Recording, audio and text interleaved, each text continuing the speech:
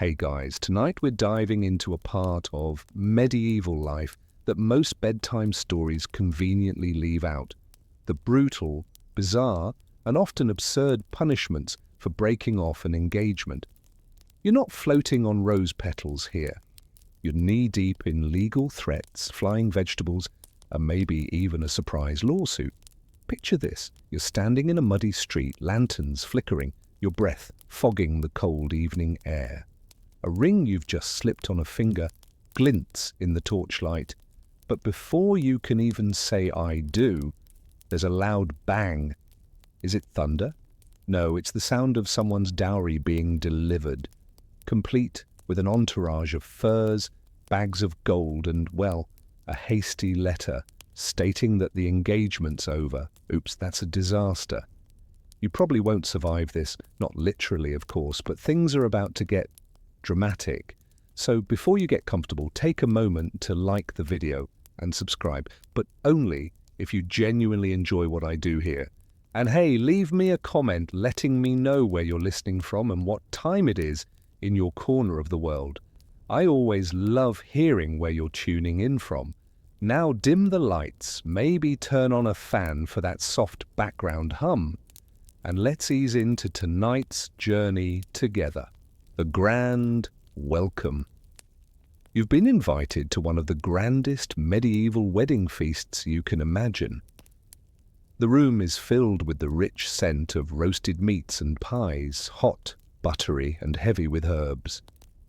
The fire crackles in the hearth, casting flickering shadows across the stone walls as minstrels in the corner serenade the gathered guests. The chatter around you is lively, the air thick with both the excitement of the union and the anticipation of the lavish feast ahead.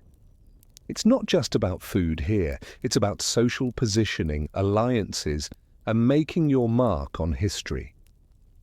You glance at the head table where the bride and groom are seated, flanked by their families. The ceremony may have ended, but the real action, the grand spectacle, is just getting started. You might think that wedding feasts are all about the bride and groom, but it's actually the guests who get to enjoy the real show. Guests from noble families have a different stake in these feasts than just the wedding celebrations. They're here for the same reason: status. The more extravagant the feast, the higher the standing of those in attendance. Some might look at the shimmering silverware or the imported wines and think, the bride and groom are fortunate. But if you've been paying attention, you'll know that the guests are also calculating. They're sizing up the spectacle in hopes that someday soon they too will have a feast like this, surrounded by extravagant gifts and perhaps even more influential connections. Historians still argue whether medieval wedding feasts were primarily about forging these connections, or whether it was the food itself, which, by the way, was often more symbolic than satisfying. Picture this: spiced meats, honey-sweet cakes, and fruit from distant lands, all arranged in a towering display meant to demonstrate not just wealth, but power. Your eyes are drawn to the towering roast boar, its apple-stuffed mouth wide in a grotesque but somehow impressive grin. It's a feast fit for kings, yet those sitting at the table next to you would remind you that what you're really feasting on is the hope that your connections today will pay off in the future. But there's one more thing you'll notice as you settle into your seat: a smell of something rather unusual. The scent of cloves and oranges, and something even more pungent, permeates the hall. You squint, wondering if someone spilled their wine, or worse, if there's some ancient medicinal remedy at play. Turns out, in some regions, wedding feasts were accompanied by offerings of exotic gifts, spices, silk, and even medicinal herbs that may have seemed out of place at the table, but were necessary to ensure future prosperity for the couple. As you take it all in, you realize that these feasts weren't just a luxury, they were an intricate web of social transactions. Gifts, food, and alliances, everything played a role in ensuring that the couple's union wasn't just about love, but about their future in the grander political and social scheme. It's no surprise that the feast had far-reaching implications, especially in a world where one marriage could shift the balance of power. So as the wine flows and the conversation dances between history, politics and gossip, you can't help but think, this isn't just a wedding, this is business. Picture this. You're watching the bride and groom exchange glances, smiles, and a wealth of promises. But just beyond the wedding vows, something far more important is about to unfold. The real business of marriage in medieval times was often rooted in the exchange of wealth, status, and yes, gifts. Gifts were the currency of the social ladder, and the exchange of these tokens played a pivotal role in ensuring that everyone left the event with their pockets a little heavier, or their dignity a little more intact. Historians still argue whether gifts in medieval wedding ceremonies were merely gestures of goodwill or if they were intricately designed political tools meant to secure favor or fortify alliances. From humble trinkets to immense treasures, the range of wedding gifts was as diverse as the individuals who gave them. For the wealthy, gifts were often items of great value: land, titles, jewels, or chests filled with exotic goods. However, even the most modest gift could carry immense weight, signaling a particular relationship or social status. So, what does a wedding gift mean in this context? To the bride's family, the dowry was crucial. It wasn't just about wealth, but about securing the bride's future, ensuring that her life was filled with comfort and security. To the groom, it was a form of goodwill, an offering of support as he prepared to take on the responsibility of a wife and family. But the dowry wasn't always straightforward. The nature of dowries changed across regions and classes. In some places, they were large sums of money, while in others, they took the form of land or valuable goods.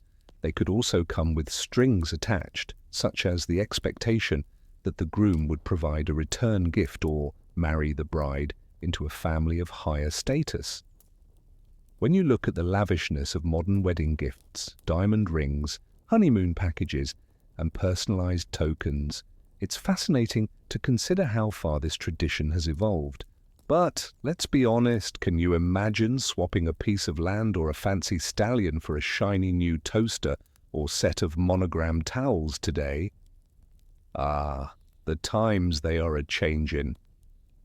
Still, the gift exchange wasn't always as harmonious as it seemed. The way dowries were handled could lead to more than a few complications. Disputes arose when dowries were not given in full, or when one party felt cheated out of their fair share. And of course, there was the case where the groom's family might present a substantial dowry but then attempt to take advantage of it by making unreasonable demands. The fine balance of gift-giving was an intricate dance, and a misstep could result in scandal. But we can't ignore that there was more to gifts than just wealth. There was also a deep emotional layer. Gifts had symbolic meaning, whether they were a token of love, respect, or a family's hopes for the future. Some gifts were intended to protect, like charms or trinkets meant to ward off evil spirits. Others represented a deep, unspoken bond between families, with each item offering a glimpse into the values and history of the people giving them. But let's zoom out for a second. Wedding gifts weren't always about the couple at all. Some gifts were really about the families. They were about cementing allegiances, ensuring that families would remain strong and connected across generations. For instance, a noble family might bestow a lavish gift upon another to ensure their future mutual success.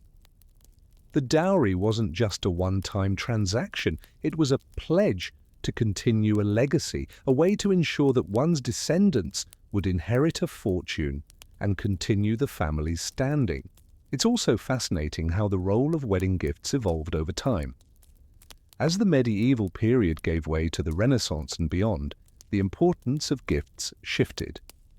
What started as an offering of security and solidarity turned into something a little less practical, what we would recognize today as the grand tradition of registry lists, gift exchanges, and even elaborate gift-opening ceremonies. A simple ring or a well-curated present would eventually take the place of vast dowries, and the focus would shift from property and wealth to something more personal. Still, we can't completely disregard the power of these gifts. The exchange of wealth at a wedding didn't just help a couple start their life together. It was an essential part of shaping the political and social landscape of the time. Even in modern weddings, this tradition continues, albeit in more subtle forms, where families and friends still mark the occasion with gifts that reflect both their affection and their status. It's truly mind-blowing to consider how much the practice of giving gifts at weddings has transformed, yet how much of the intent remains unchanged. Ah, the feast, the heart and soul of the wedding celebration. You've sat through the vows, exchanged glances, and felt the weight of those grand dowries being discussed. But now, it's time to get to the real business, the food. Medieval feasts were not just about satisfying hunger, they were grand displays of wealth, power, and social standing. This was the moment where the host would truly show off, flaunting their resources in front of friends, allies, and sometimes enemies. Historians still argue whether the purpose of these feasts was primarily to display power, or whether it was more about making a statement on the wealth and abundance of the host. But one thing is clear, a lavish wedding feast was not just a meal, it was an event, a spectacle that needed to be witnessed, remembered, and talked about for years to come. The feast was more than just food, it was performance. So, what did this extravagant wedding feast look like? Well, imagine walking into a grand hall with long wooden tables groaning under the weight of dishes stacked high, with meat, bread, and fruits. Everything was exaggerated, massive portions, bold flavors, and presentations that were meant to impress. The centerpiece of the meal, and often the entire event, was the roasted boar, its mouth stuffed with apples, its skin gleaming in the firelight. It was a symbol of the host's wealth and prosperity. And let's be real here, no one was really eating all that boar. This was about presentation, about creating an image of abundance and excess. But it wasn't just about boar. There were pies filled with spiced meats and even desserts like custards and almond cakes to satisfy the sweet tooth. A medieval wedding feast wasn't limited to the basic foods of the time. It also featured delicacies from distant lands. Spices from the East, exotic fruits, and even imported wines were served. You can imagine the buzz in the room as guests savored these rare and expensive dishes, all while thinking, I wish I had this kind of wealth. But let's pause for a second. Have you ever wondered why certain foods became symbols of prosperity? Take the use of spices, for example. Spices like cinnamon, nutmeg, and saffron were not just used for flavoring food. They were symbols of the trade routes, of wealth, and of the exotic. The more exotic the spice, the more it signaled that the host had access to the world's treasures. Spices were expensive and often used in small quantities, but each pinch carried immense value. Just imagine having access to such luxury. You'd probably flaunt it too. Now let's talk about the role of these feasts in the broader social structure. Weddings were one of the few times that different classes could mingle, and they were also an opportunity for nobles to demonstrate their control over resources. A lavish feast wasn't just about impressing the guests, it was about showing who had the upper hand in society. But it wasn't just the rich who benefited from these displays. The lower classes were often involved in the preparation and service, and sometimes they would catch a glimpse of the extravagance they could never afford. These feasts, while showing off wealth, also reminded the common folk of their place in the social hierarchy. But not all feasts were purely about showing off. For some couples, the feast was a way of uniting their families and friends, of celebrating their union in a communal, joyous way.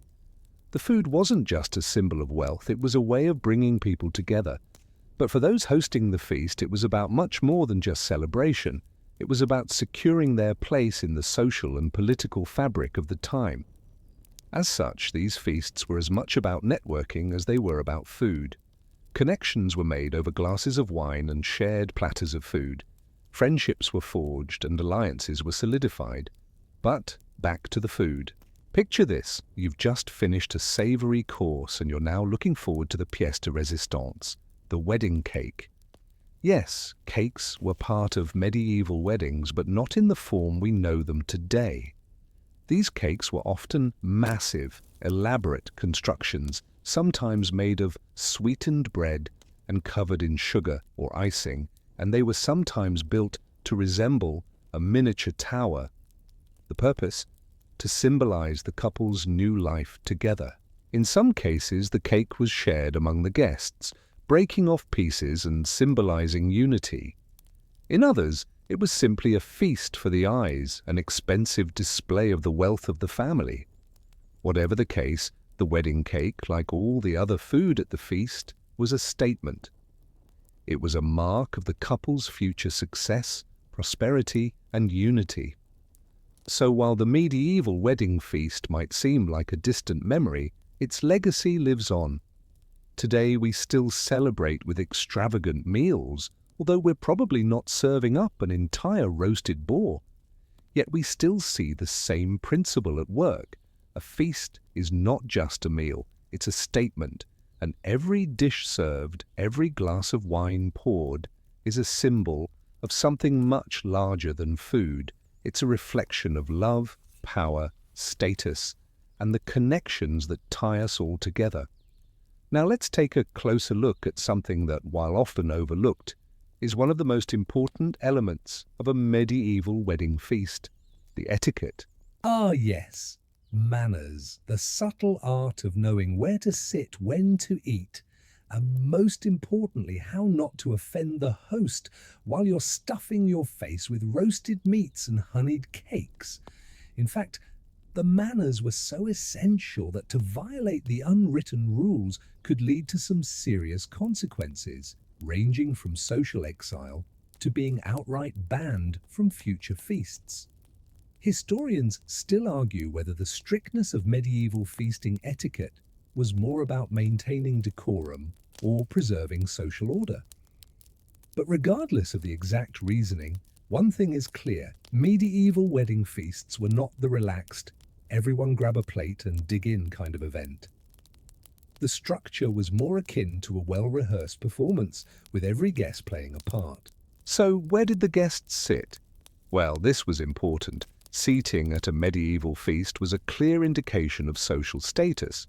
The most prominent guests, typically the bride and groom, their families, and high-ranking nobles, sat at the high table, which was positioned in a place of honor, often at the far end of the hall. Guests of lower rank, however, were relegated to the lower tables, which were often set further back in the room, or even outside the main hall entirely. The seating arrangements were symbolic, reinforcing the hierarchy that permeated medieval society. But it wasn't just about where you sat, it was about what you did once you sat down. For example, there were rules about when to eat. You didn't just dive into the food as soon as you arrived. In fact, the meal often didn't start until the host gave a signal, typically after a series of ceremonial toasts and speeches. A well-timed toast was crucial. It was a public acknowledgement of the couple's union and the start of the feast. The first toast was typically raised to the couple's health and happiness, and everyone had to raise their glasses in unison. It was a display of unity, symbolizing the joining of two families and, at least for a moment, a reminder that all guests, regardless of rank, were there for the same reason: to celebrate the union. Speaking of toasts, you might think that a medieval wedding toast would be as simple as raising a glass of wine. But, oh no, there were much grander toasts than that. In fact, some toasts were so elaborate that they became a spectacle of their own. Think of toasts given in elaborate rhymes or verses designed to honor the bride, and groom, while showcasing the orator's wit and skill. The guests would respond with cheers or laughter, and the whole room would echo with joy. And don't forget the food. Once the toast was made, the food could finally be served, but only after the ceremonial speeches had concluded. In fact, many guests would wait with bated breath to see which foods were served first, as the order often reflected the importance of the guest. But it wasn't just about food and toasts, it was about the way you ate. Medieval dining etiquette was formal, and it was quite different from how we eat today. For one, there were no forks. Yes, you read that right. No forks. So you had to eat using knives, spoons, and your hands. But you had to do so with a certain level of grace. For instance, it was considered proper to cut your meat into small, manageable pieces, making sure that you didn't go overboard and appear too gluttonous. And speaking of gluttony, overindulging at a medieval feast was seen as a serious social faux pas. Sure, you could enjoy the food, but you had to do so in moderation, at least in public. If you ate too much or drank too heavily, you risked looking greedy, and in some cases it could lead to scorn from the other guests. But let's not forget the ultimate test of feasting etiquette, how well you interacted with others. Medieval feasts were social events, and the ability to engage in conversation was just as important as knowing how to hold your goblet properly. The trick was balancing conversation with consumption. You didn't want to be so focused on the food that you neglected the social aspect of the event. At the same time, you didn't want to appear so aloof that you ignored the others around you. The key was to find that delicate balance of enjoying your food and contributing to the social atmosphere. After all, a medieval wedding feast wasn't just about eating. It was about networking, making connections, and establishing your position within the larger social framework. So while we might not be able to partake in a medieval wedding feast ourselves, it's fascinating to see how these events were as much about social rules and symbolism as they were about the food. There was a deep sense of ritual surrounding every bite, every toast, and every glance exchanged across the table.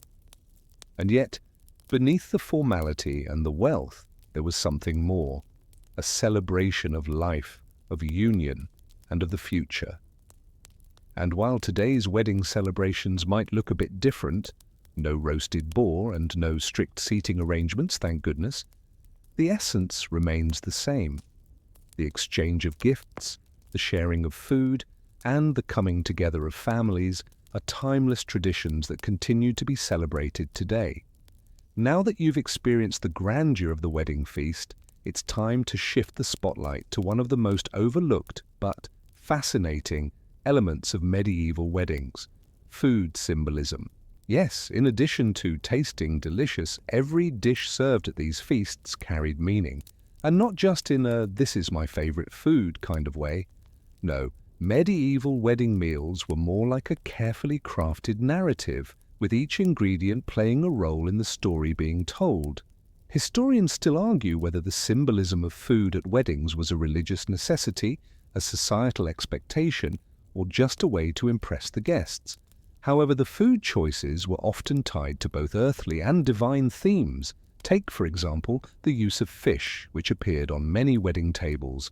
The fish, often served whole and carefully prepared, was not just a delicious dish, it was seen as a symbol of fertility, purity, and prosperity. For a wedding, these themes were key. The fish might be cooked in elaborate sauces or roasted with herbs, but it was more than just a meal, it was a blessing. In fact, many wedding feasts would start with fish courses, signaling the beginning of the couple's journey into a fertile and prosperous union. But let's not get too carried away with the holy stuff. The banquet was not just a reverent occasion, it was also about creating an atmosphere of abundance and delight. And nothing embodied this more than the bread. Medieval breads, often served as the base of nearly every meal, had a spiritual connotation. Bread was considered the staff of life, a symbol of sustenance and survival. The most important guests at the wedding might be served an exquisite bread baked with exotic spices, while the lower guests would receive a humbler, simpler loaf. Still, no bread was to be wasted. The very act of breaking bread together was not just a shared meal, it was a communal bonding experience representing unity, support, and the sharing of resources. But the cake, that's a whole other story. Medieval wedding cakes were not the towering frosted confections we know today. No, the medieval cake was more likely a simple sweetbread, often containing fruit or nuts. But what made these cakes so special was the ritual of breaking them over the bride's head. Yes, you heard that right. The cake wasn't just for eating, it was for symbolism. The breaking of the cake over the bride's head was believed to bring good fortune to the marriage, ensure fertility, and, in some cases, ward off evil spirits. So imagine the scene. The bride, dressed in her finest, surrounded by her family and friends, the cake towering above her. As the cake is broken over her head, it symbolizes the breaking of her old life and the beginning of her new journey. It's a moment of transformation, not just for her, but for the entire community. This practice may seem odd by today's standards, but it was not as strange as it sounds. Rituals like this one were a way to honor ancient beliefs and practices while creating a shared experience for the couple and their guests. The cake was part of the ceremony, and its symbolism spoke volumes about the future of the couple. The food was not just for consumption, it was for invoking the blessings of the gods, the ancestors, and the land. Even the simplest of ingredients carried with them wishes for the couple's well-being. But perhaps the most intriguing part of medieval wedding food was the drink. While today's weddings are often accompanied by champagne toasts, medieval feasts had their own special drink, mead. This fermented honey beverage was served in large quantities, and it was believed to have magical properties. Mead was thought to increase fertility and bring happiness to the couple. It was also a drink shared by the gods in many ancient myths, and so it was fitting that it be used to celebrate a union. The act of toasting with mead wasn't just about celebrating the couple, it was a way of inviting the divine into the ceremony, ensuring that the marriage would be blessed with love, fertility, and prosperity. Now, you might be thinking, well, that's all very symbolic, but what did they actually eat? While the symbolism was important, let's not forget that there was also plenty of food to enjoy. There was no shortage of meats. Beef, pork, venison, and poultry were often served in generous portions. And of course, there were pies filled with savory meats or sweet fruits, all wrapped in buttery, flaky crusts. The pies, like everything else, were designed to be lavish and eye-catching, and their filling was often a secret until the first slice was cut. The presentation was everything, and these pies were no exception. But beyond the rich meats and pastries, there was something else, something more mundane but equally significant: the humble fruit. At these wedding feasts, fruit was a luxurious treat. Apples, pears, grapes, and berries were considered rare and precious.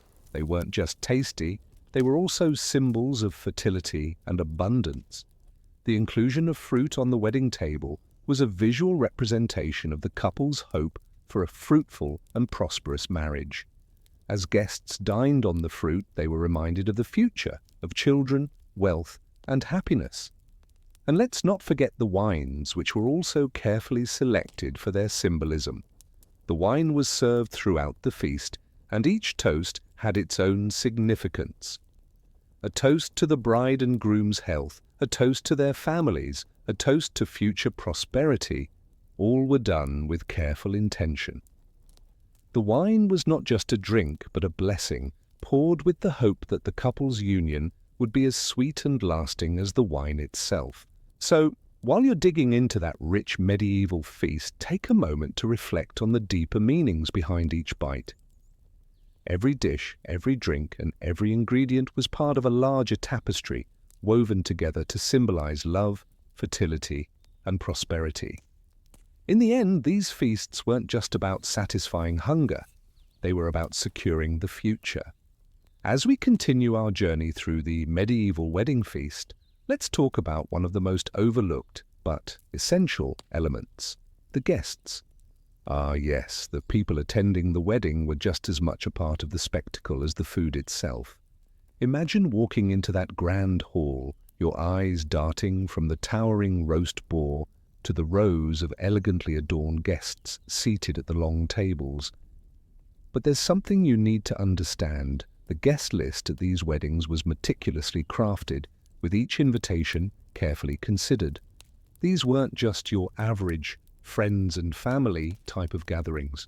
No, medieval wedding feasts were filled with dignitaries, nobility, and people of high social standing. The guest list was as important as the food being served. Historians still argue whether wedding guests were primarily there for the celebration of love or whether they were invited to the feast as a way to solidify political alliances. Some believe that the true purpose of medieval weddings was not to witness the union of two people in love, but rather to witness a strategic move in a much larger game of power and influence. In fact, many families would arrange marriages between their children, not for love, but for the political or economic advantages they would bring. And in a world where power meant survival, these feasts served as a way to publicly announce those advantages, to ensure that no one would forget who you were allied with. But let's get back to the guests. These high-ranking individuals were often the ones who sat at the head table next to the bride and groom, while others were relegated to the lesser tables further back in the hall. The seating arrangements weren't just about comfort, they were a clear indication of rank and status. It wasn't just about showing respect to the bride and groom, it was about demonstrating your place in the world. Now here's where it gets a little interesting. As the night wore on, the guest list would begin to reveal the true nature of the wedding. While the high-status guests feasted on the finest meats, fruits, and pastries, those sitting at the lower tables were often given much simpler fare: dried fish, cheap bread, and less flavorful cuts of meat. This wasn't just a practical matter, it was a social message. The wealthy and powerful enjoyed the most extravagant foods because they could afford them.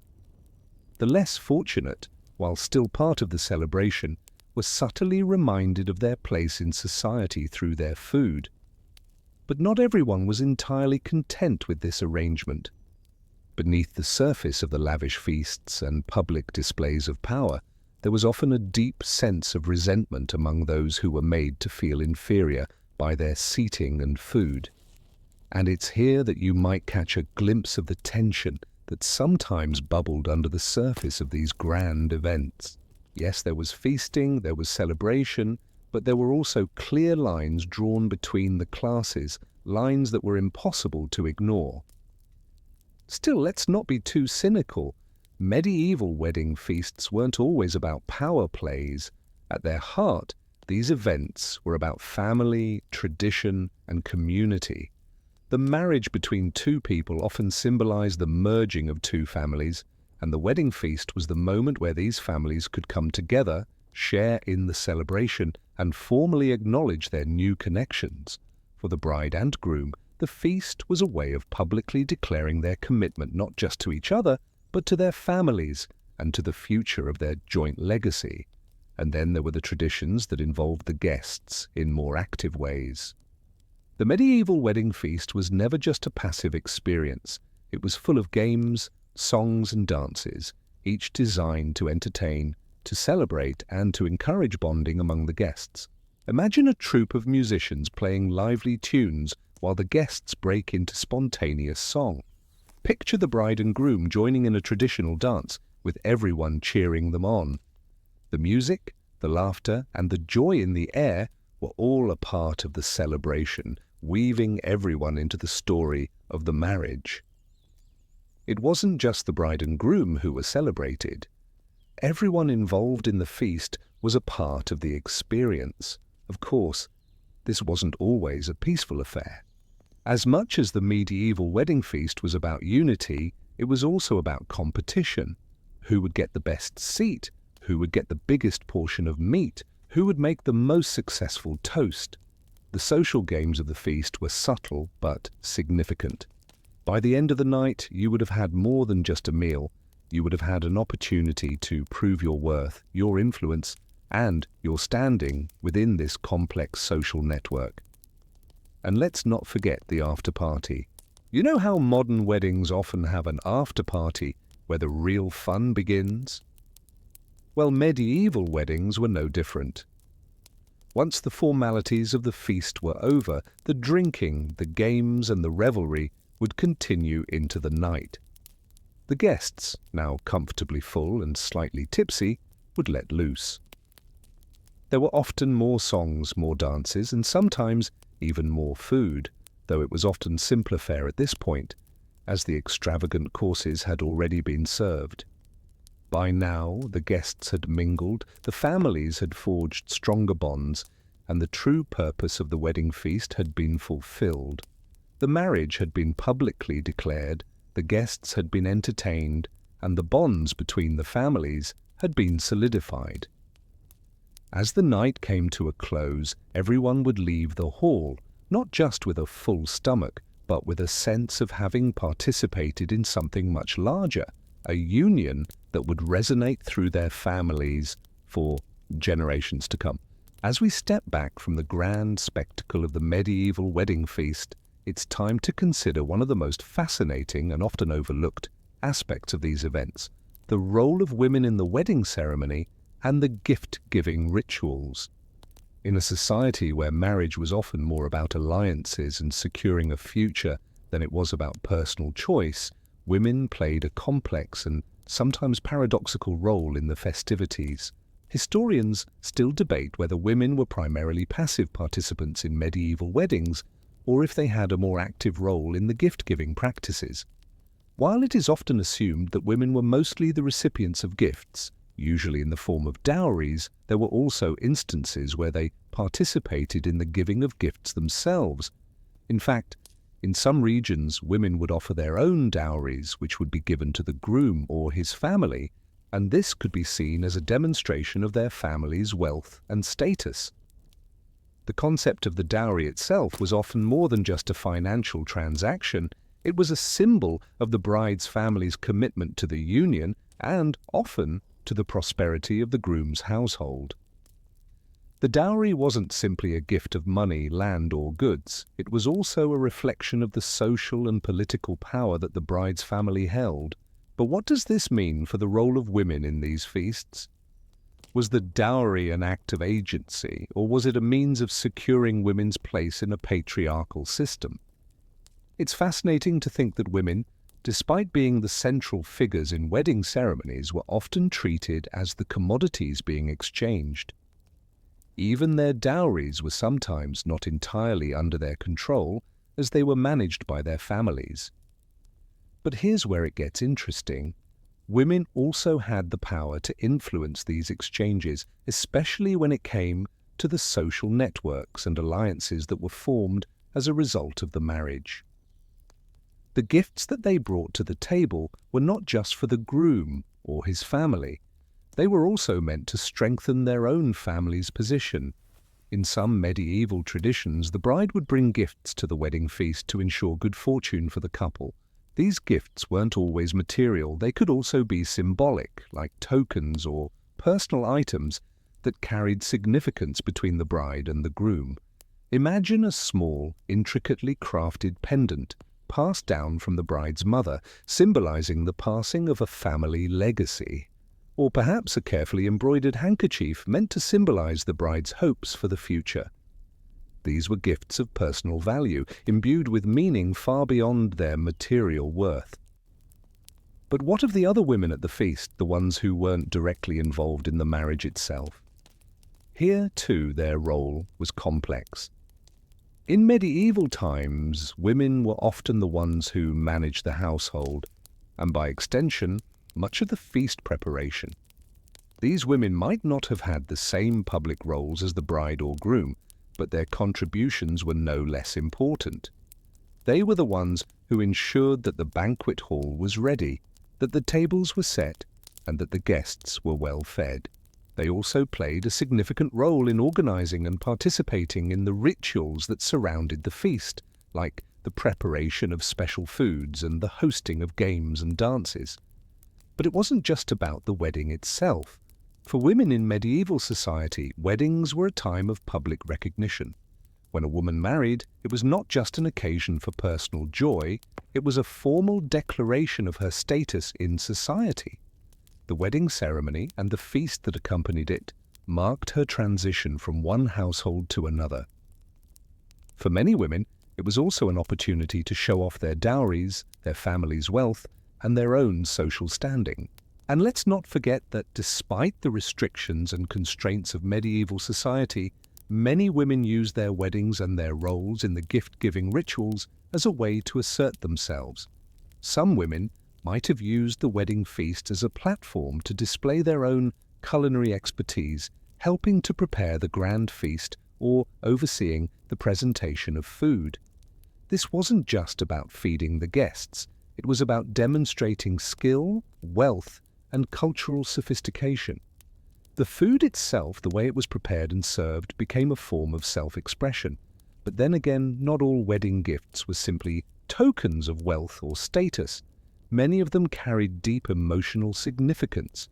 For instance, the giving of a family heirloom, a piece of jewelry, a beloved book, or a piece of furniture, was a way for the bride to give something of personal value to the groom. These gifts were meant to represent a deeper bond between the two families, and they were often passed down through generations, making them much more than simple material objects. They were imbued with family history, with memories, and with the hopes and dreams of future generations. In fact, the role of women in these wedding traditions often extended far beyond the ceremony itself. Women were the guardians of tradition, and it was their job to ensure that the customs surrounding marriage, gift-giving, and feasting were adhered to. They kept the family history alive, ensuring that the next generation would understand the significance of these rituals.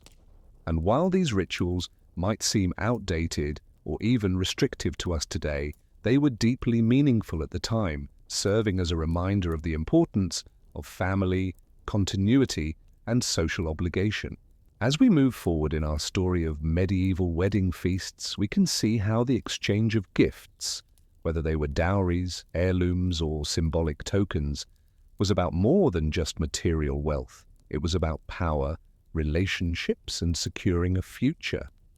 Women, while often bound by the restrictions of their time, played a central role in these exchanges, ensuring that their family's legacy and position in society would continue long after the feast ended. As the evening draws on and the guests begin to shift from feasting to merrymaking, the medieval wedding feast reveals yet another layer, its role in forging and solidifying alliances. These events weren't simply about celebrating a marriage, they were about strengthening the connections between families, ensuring that their interests were aligned and their futures secured. You might imagine it as a sort of social networking event, but with far higher stakes.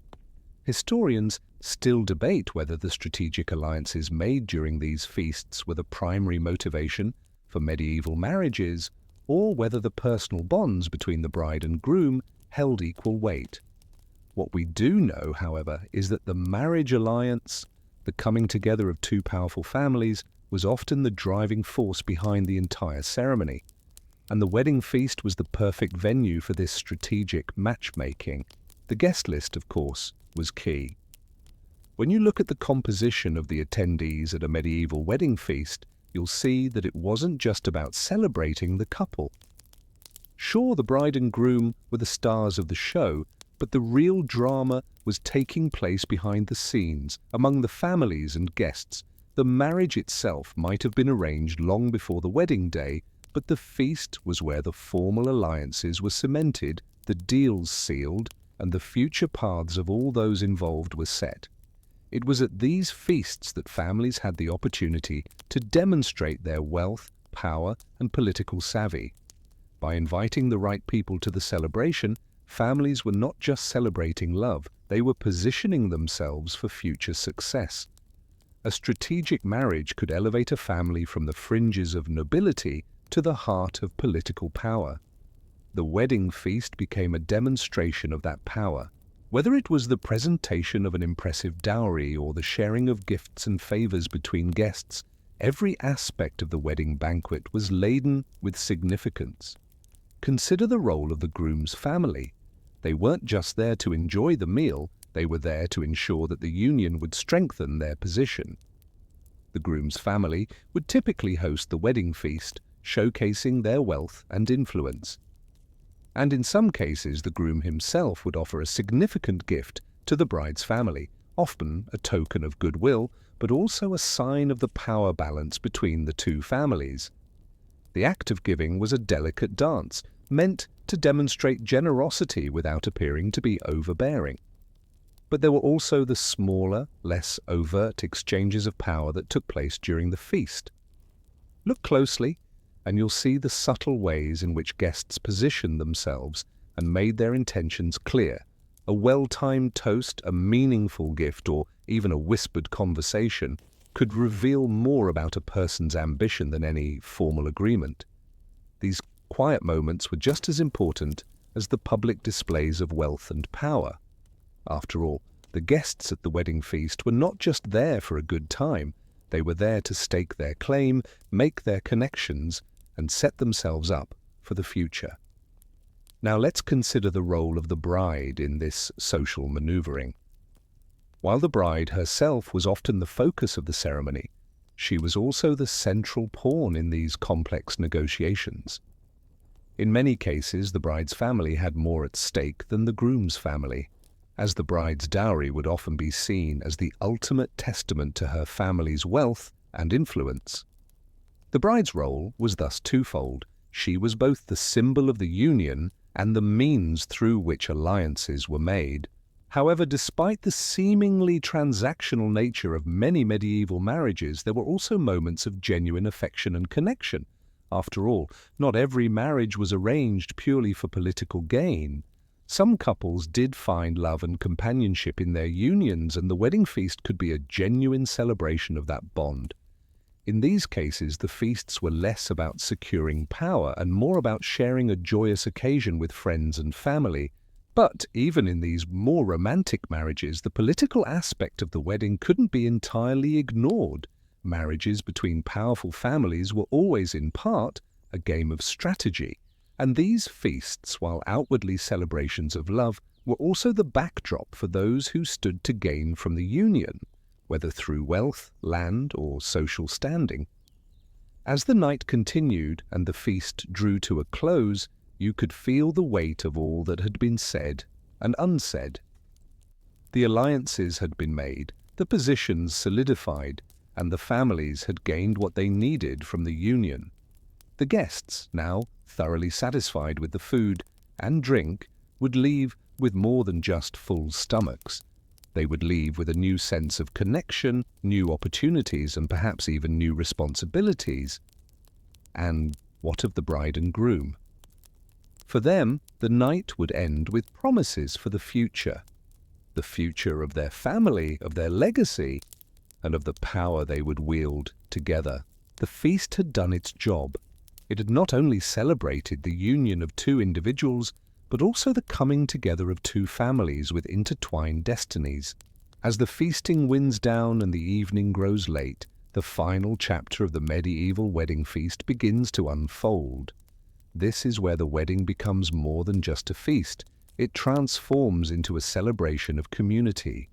The final toasts, the lingering songs, and the collective sense of joy at the union are a reminder that despite all the political maneuvering and social stratification, this event is also about the bonds that tie people together.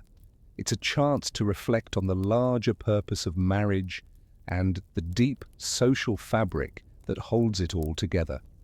Historians still argue whether the communal aspect of the medieval wedding was primarily a reflection of genuine emotion or a more calculated act to ensure that the guests walked away feeling a sense of shared participation Was the wedding feast really about the couple, or was it about the community coming together and reinforcing its ties? It's hard to say, but one thing is for sure. These celebrations were never just private affairs. They were designed to involve everyone, the bride and groom, their families, their allies, and even the common folk. After all, these events weren't simply about love, they were also about the survival and growth of communities. The final hours of the wedding feast were often marked by a subtle but important ritual, the parting gift. As guests began to leave, they would be presented with tokens or favors as a gesture of goodwill and gratitude. These weren't always extravagant gifts. Sometimes they were small but meaningful items like a piece of cake, a decorated handkerchief, or a small token of appreciation from the bride and groom. These parting gifts were symbolic of the couple's hopes for the future and the community's shared role in supporting them. In a way, these gifts helped to seal the collective bond between the bride and groom and the rest of the world. Imagine yourself at this final stage of the wedding feast. The wine has been poured one last time, the music has slowed, and the laughter has died down to a comfortable hum. You're leaving the hall with a small gift in hand, perhaps a golden coin or a piece of fine embroidery. The celebration is over, but the feeling of being part of something larger, something eternal, lingers in the air. There's a sense of completion, a sense that something important has been achieved, not just for the couple, but for the community as a whole. In medieval society, the importance of community could not be overstated. Marriage was not just the union of two individuals, it was the joining of families, households, and entire social circles. The wedding feast played an essential role in strengthening these connections. It was a place where future business deals could be struck, friendships could be solidified, and political alliances could be formed. It was a place where everyone, regardless of their social standing, could come together and celebrate, marking the occasion with a sense of collective joy and anticipation for the future. Of course, not all of the guests felt the joy equally. There were always those who attended these grand events out of obligation or political necessity, but even they couldn't escape the communal atmosphere that permeated the air. The more powerful families may have been the ones holding the strings of the marriage, but the common guests, the servants, the musicians, the cooks, and even the peasants, were just as much a part of the community being formed. The roles they played were vital to the success of the wedding, and their presence was just as necessary to the fabric of medieval society. As the night winds down and the last guests begin to depart, the future of the newlyweds begins. The wedding feast, with all its grandeur and its hidden meanings, is now behind them. The vows have been exchanged, the gifts given, and the alliances forged. Now it's time for the bride and groom to step into their new life, to face the challenges and triumphs that await them. But their journey as individuals and as a couple is not entirely theirs alone. The bonds formed during the wedding feast, the connections made, the alliances solidified, will continue to influence their lives for years to come. What strikes you most about this moment is how timeless it is. Today's weddings, in their own way, continue many of the same practices: the exchange of vows, the sharing of gifts, the gathering of friends and family. While the social context may have changed, the core idea of marriage as a unifier of people, whether through love, power, or community, remains unchanged. And so, as the last of the guests leave, the couple is left to reflect on what they've just experienced. What might have seemed like a simple celebration of love has in reality been a complex dance of tradition, politics, and social connections.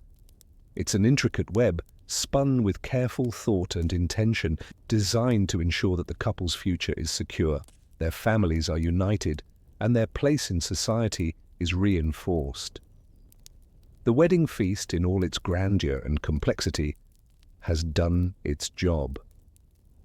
The bonds have been formed, the community strengthened, and the couple's future set on a path that will forever be intertwined with those who attended. It's not just about the food, the wine, or even the gifts. It's about the connections that were made, the relationships that were solidified, and the future that now awaits the couple, surrounded by the community that has come together to witness it all. As the medieval wedding feast draws to a close and the guests have bid their farewells, there's something quietly profound about this final stage. The feast, with all its grandiosity and performance, has served its purpose, not only as a celebration, but as a complex mechanism for building a shared future. Now, as the bride and groom stand at the threshold of their new life, it's time to think about what happens after the grand spectacle. The wedding feast may have been the pinnacle of celebration, but what of the aftermath? Historians still debate whether the wedding feast itself had long-term consequences beyond the immediate social connections made. Could the bonds forged at these events last, or was everything simply a fleeting moment in the grand march of medieval society? It's fascinating to think about how these early alliances shaped the political and social landscape of their time. The newlywed couple, having taken part in the ritual of the feast and all its symbolism, now step into their roles as heads of households, carrying with them the weight of tradition, expectation, and social obligation. Let's take a moment to step back and consider just how much of a wedding feast was meant to be remembered. These events weren't just for the immediate celebration. They were designed to be long-lasting markers in the lives of all involved. The guests who attended would talk about the wedding for years to come. Perhaps the extravagant meal would be recalled when another marriage alliance was forged or when another grand feast took place.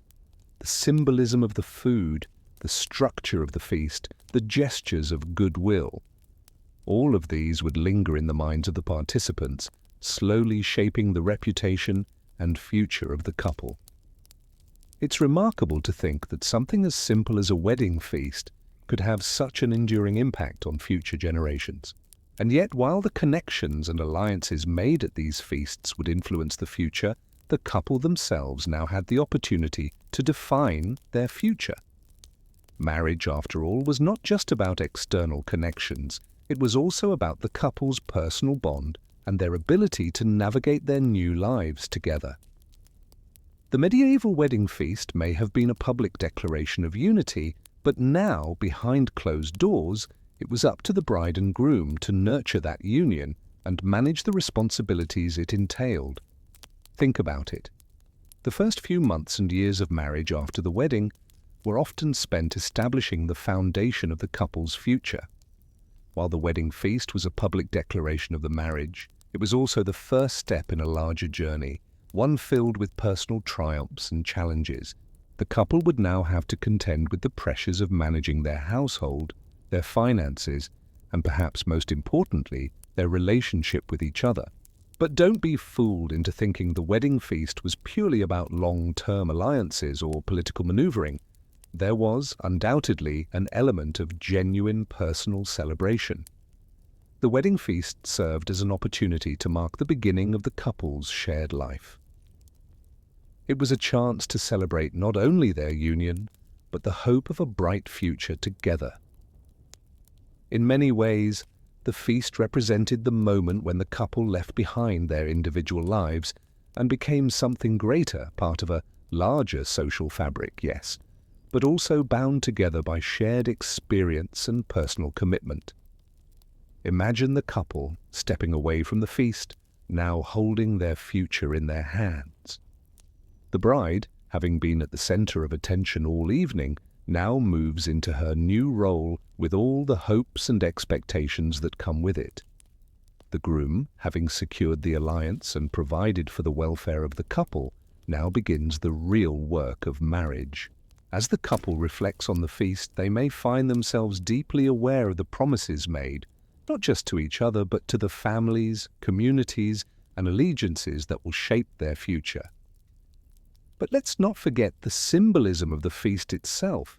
The food, the drink, and the rituals were all laden with meaning. The wedding feast was not just about filling bellies, it was a symbolic act of creating a foundation for the future. The bread, the wine, and the ceremonial toasts weren't merely there for the enjoyment of the guests, they were symbols of the couple's shared future. They represented nourishment, both literal and metaphorical, for the life they would build together. As the night fades and the guests depart, the couple is left with a sense of closure. The wedding feast has come to an end, but its implications will last for a lifetime. The meal has nourished not only their bodies, but their connections, their future prospects, and their understanding of their roles within a much larger societal framework. Now, in the quiet of the night, the couple begins their journey. They are no longer simply individuals, they are now partners, and the weight of that partnership carries with it both responsibility and promise. As they retire to their chambers, their thoughts may turn to the future, their household, their children, their legacy. The wedding feast was merely the beginning. The true work of marriage lies ahead. And while the guests have dispersed and the grand celebration is over, the ripple effects of the wedding feast will continue to spread. What began as a grand public spectacle has now become part of the ongoing story of the couple's life together, a story of growth, unity, and the ever-present balance of personal happiness and societal expectations. As we continue to reflect on the medieval wedding feast and its lasting significance, there's one aspect we haven't touched on yet: the influence of the wedding feast on future generations. While the bride and groom may have been the focus of attention on the day of the wedding, it is the legacy of the wedding feast that often reverberates through the annals of family history. The feast, beyond being an extravagant display of wealth and status, was an event whose influence was meant to extend well beyond the immediate occasion.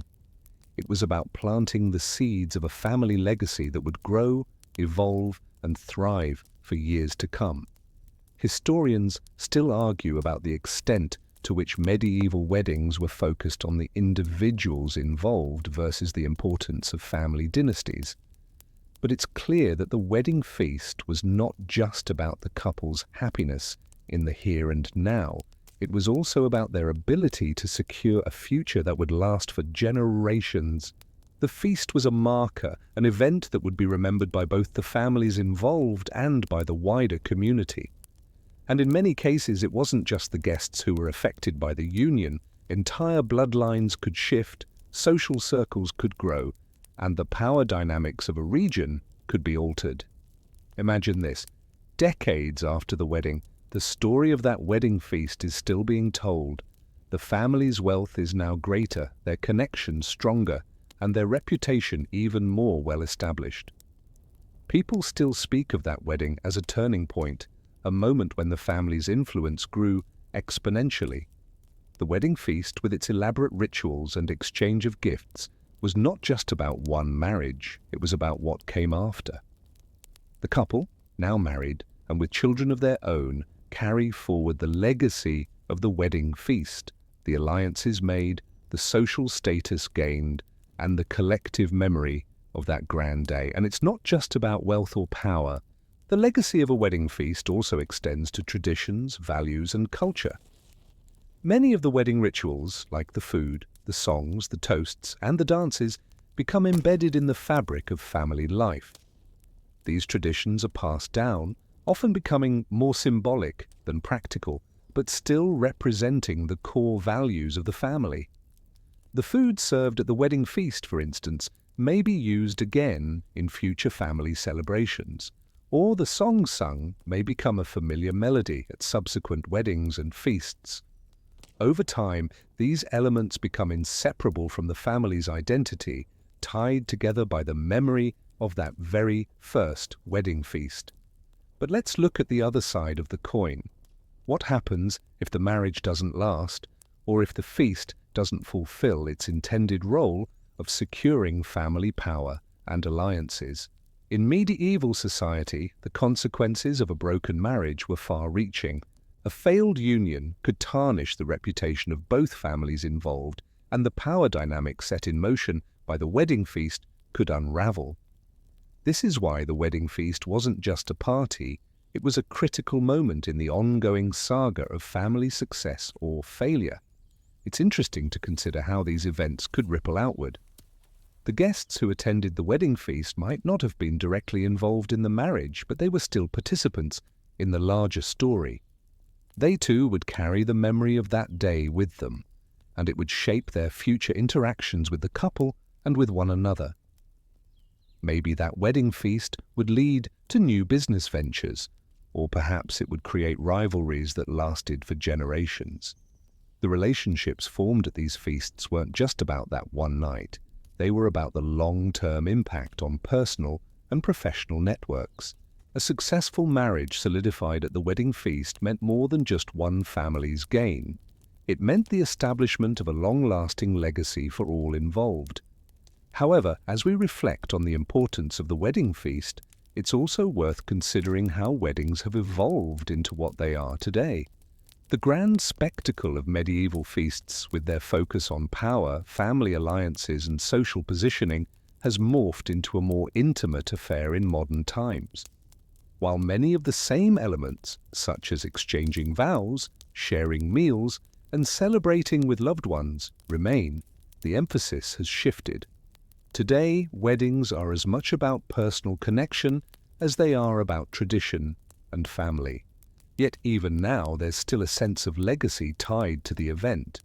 The wedding you attend might not be the grand medieval banquet, but it still marks the beginning of something that will affect not only the couple, but also their families, communities, and future generations. Now, as we look at the wedding from a more contemporary lens, we can appreciate how the spirit of the medieval wedding feast has remained relevant, albeit in a different form. The same human instincts, connection, alliance, and celebration still drive these events. However, rather than focusing on the weight of dowries and the ceremonial exchange of wealth, modern weddings are more focused on personal stories, love, and mutual growth. The legacy of the wedding feast, therefore, lives on in the emotional and social connections it fosters. Whether you're at a grand banquet or a small ceremony, the idea of creating a lasting bond through shared experience continues to be central to the celebration of love. After all, a wedding, at its core, is still about weaving together the lives of two people and ensuring that the story they tell is one of love, connection, and lasting memory. As we near the end of our exploration into the medieval wedding feast, it's time to consider the symbolism of the wedding itself. From the first bite of food to the final toast, everything during this elaborate ceremony was charged with meaning. Every dish served, every toast raised, every ritual performed was not just a tradition, it was an active representation of something much larger than the personal union of the bride and groom. These wedding feasts were steeped in allegories of fertility, prosperity, and the continuance of life. Historians still debate how these rituals came to be associated with wedding feasts. Was it an ancient belief in the powers of certain foods, or was it the desire to reinforce messages about the couple's future prosperity and social standing? What we do know is that the marriage feast was filled with symbols that reinforced cultural values and established the wedding's importance in the broader social order. Take the roast boar, for example. A common centerpiece at many medieval feasts, the boar represented more than just a delicious meal. It symbolized fertility and strength. The boar was also seen as a creature that could endure hardships, making it a fitting symbol for the union of two families bound to face challenges together. The boar, often stuffed with fruits and herbs, became a visual metaphor for the bride and groom's future, a fruitful, enduring partnership filled with abundance. But it wasn't just about the boar. The bread, which appeared on every table, was equally significant. Bread, considered the staff of life, symbolized nourishment and sustenance, not just for the body, but for the union itself. Sharing bread at the wedding feast was a reminder that the couple's bond should be as sustaining as this basic, life-giving food.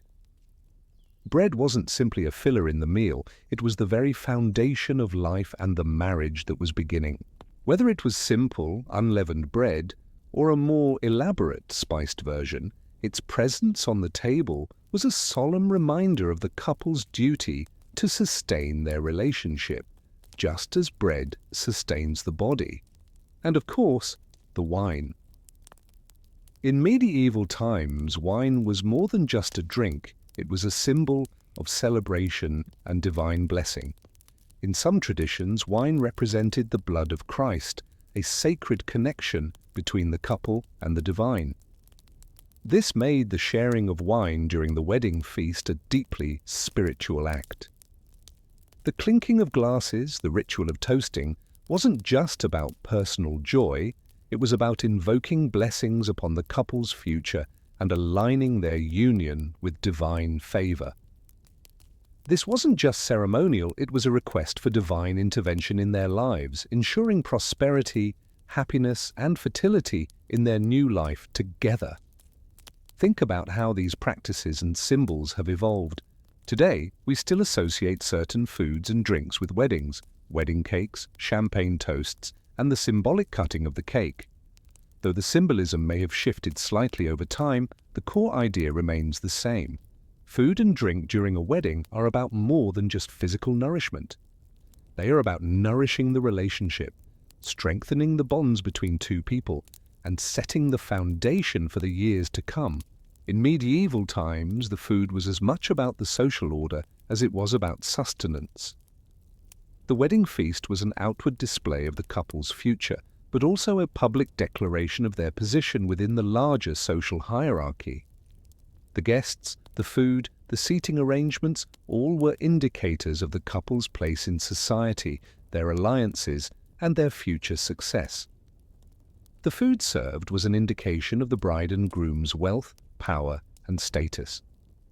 And the way they engaged with their guests through the meal also reflected their ability to maintain these positions of influence. But let's shift the lens for a moment and look at the guests themselves. They were not just passive participants in this spectacle, they were key players in the broader symbolism. These individuals, from the highest-ranking nobles to the lower-ranking servants, played a role in the social choreography of the wedding feast. By attending, they were both witness to and active participants in this symbolic act of union. Every guest at the feast, whether they were part of the couple's family, their political network, or their social circle, had a role in ensuring the union was successful.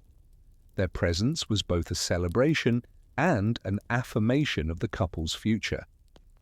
What's fascinating is how many of these same themes, prosperity, fertility, endurance, and community, continue to play a role in modern wedding feasts. Sure, we've traded the roast boar for a much smaller, more practical menu, but the ideas behind the meal are the same. Even today, wedding feasts are filled with symbolism, whether in the food choices, the drinks, or the traditions that accompany them. We raise glasses, exchange vows, and share meals, not only to celebrate the union of two individuals, but also to ensure that their future will be prosperous, that their bond will endure, and that their lives will be sustained by the love and support of the community around them. As we look back on these ancient traditions, we begin to understand just how much weddings and their accompanying feasts are about creating a shared future. The medieval wedding feast may have been a grand, highly structured event, but it was also a deeply symbolic one, rich in meaning and reflective of the values of the time. The food, the toasts, the seating arrangements, they all played a role in ensuring that the union would be successful, prosperous, and enduring. And even though the world has changed, these fundamental principles continue to shape the way we approach weddings today. As the festivities finally subside, the medieval wedding feast leaves behind more than just full stomachs. It leaves behind memories, alliances, and a tangible sense of the community's shared future. While the immediate celebration has ended, the symbolism of the feast continues to resonate in the lives of the bride and groom, their families, and even their guests. There's something beautifully cyclical about the wedding feast. What starts as an individual event gradually becomes part of a larger story, a story that encompasses generations, culture, and legacy. Historians still debate the lasting impact of these grand feasts, whether the influence of such gatherings truly endured, or whether, over time, the symbolism faded as society became more individualistic. What remains, however, is the undeniable truth that the wedding feast represented a moment where the private lives of individuals were woven into the broader social fabric. A wedding wasn't merely a personal union, it was a public statement, a performance, and for many, a lasting foundation upon which families would build their futures. The profound meaning of the wedding feast didn't simply dissipate once the guests departed. Instead, it lived on in the stories and legends passed down from generation to generation. Just as royal weddings were often chronicled in history books, so too were the grand feasts of the common folk often memorialized in family tales. These feasts were in many ways the first major public event in the couple's new life together, and their legacy continued to shape the couple's relationship and place in society long after the last dish was cleared from the table. But what about the everyday realities of the newlywed couple? The aftermath of the wedding feast, once the guests have left, is where the true work begins. Sure, the party might have been grand, but now the couple must navigate the intricacies of married life. How do they manage the expectations of their families? How do they balance the private love that brought them together with the societal and familial duties thrust upon them? In medieval society, marriages were not just romantic unions, they were binding agreements, often formed with the guidance of parents or other influential figures. While the bride and groom might have felt the personal bond of love, their union was also deeply entrenched in economic, political, and social obligations. The wedding feast, as much as it was a celebration of love, was also a performance of these obligations. And so the couple now faces the challenge of making these societal contracts work in their everyday lives. The food served at the feast, rich in symbolism, also reflects the future work the couple faces. Just as the bride and groom are surrounded by lavish dishes that represent fertility, prosperity, and unity, so too are they expected to embody these ideals in their married life. The abundance of the feast was not just a momentary display, it was a future promise, a call to action. Just as they shared the feast with their guests, they must now share the weight of their responsibilities with each other. Their union must be nurtured and sustained, much like the feast which required careful planning, preparation, and care. And though the grandeur of the feast is now behind them, its influence can still be felt in the couple's everyday life. The gifts given, whether they were monetary, symbolic, or practical, are now part of their shared legacy. Some of those gifts will contribute to their material well-being, while others will remain as cherished family heirlooms passed down to future generations. These gifts are more than just objects. They are tokens of hope, promises of protection, and reminders of the community's investment in their future. For the bride, the transition into married life also involves taking on new roles and responsibilities. While the wedding feast may have been about celebrating her new status, her role within the family is now more firmly established.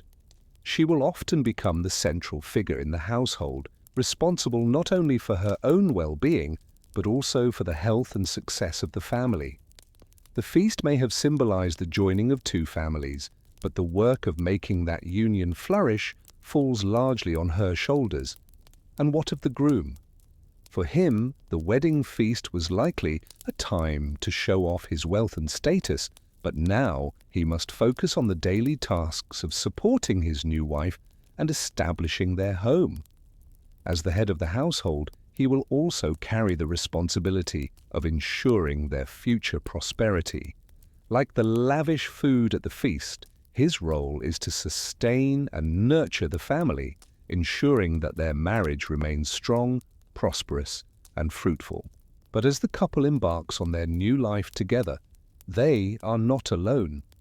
The community of family and friends who were once guests at the wedding feast are still an important part of their lives.